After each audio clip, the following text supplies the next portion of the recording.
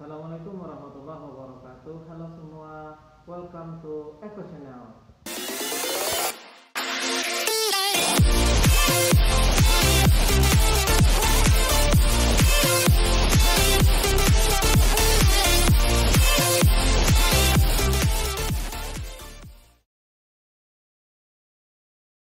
Assalamualaikum warahmatullahi wabarakatuh. Halo teman-teman semuanya, jumpa lagi di Eko Channel. Untuk hari ini kita akan bahas persamaan dasar akuntansi dengan materi analisis persamaan dasar akuntansi atau analisis transaksi. Pembelajaran pada hari ini adalah melakukan analisis transaksi akuntansi. Nah, teman-teman harus ingat lagi bahwa dalam prinsip persamaan dasar akuntansi yang perlu kita ingat adalah bahwa antara aktiva itu harus sama dengan pasiva, atau dengan bahasa lain antara harta itu harus sama dengan utang ditambah modal.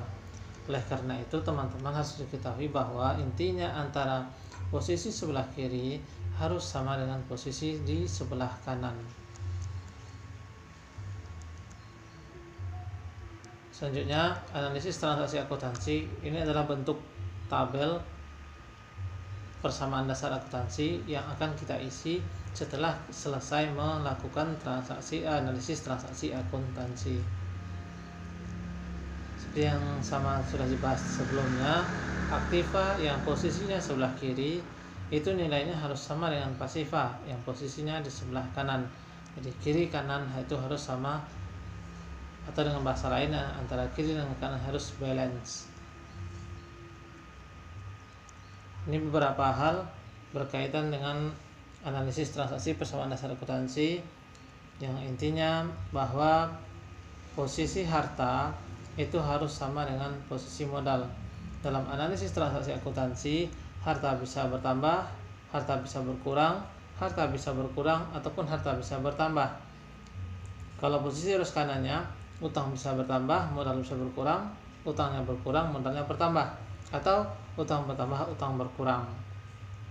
Dan kalau kombinasi antara dua hal tadi, bisa jadi harta bertambah, utang berkurang, ataupun juga harta berkurang, utang berkurang.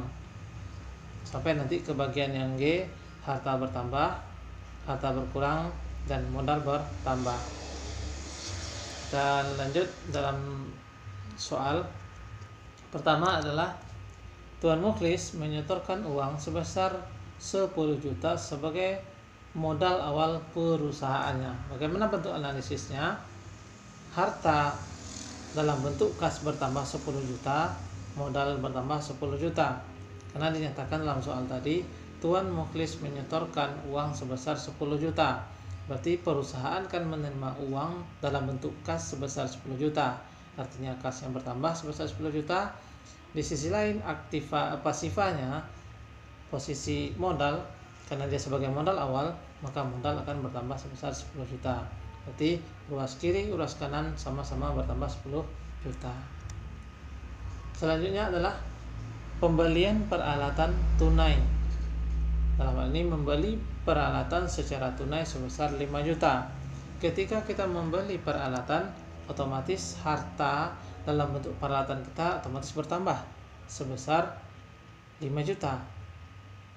Di sisi lain, karena pembeliannya tunai, maka uang kita berkurang, kas perusahaan berkurang.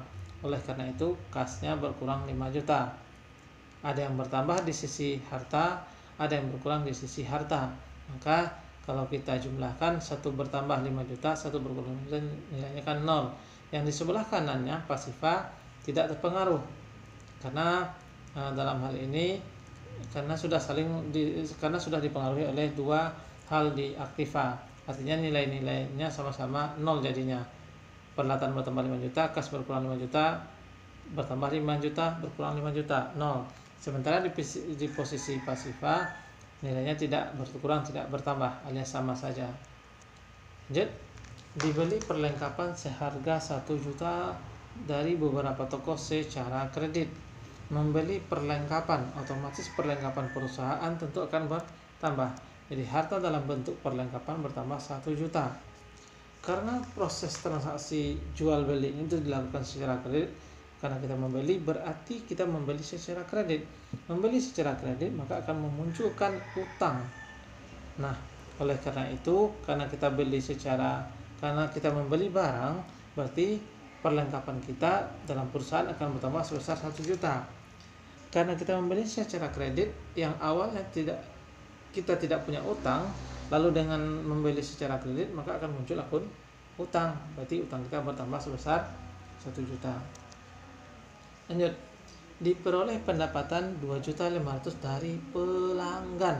Kita menerima pendapatan, dalam hal ini adalah penghasilan.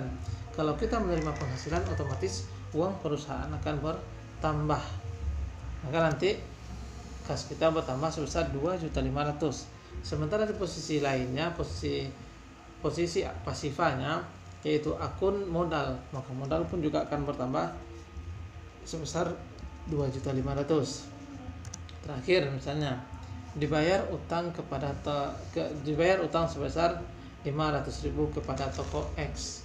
Kita melunasi utang, kita membayar utang, otomatis uang kita berkurang dong. Ya, uang kita berkurang sebesar 500.000, harta dalam bentuk kas berkurang 500.000.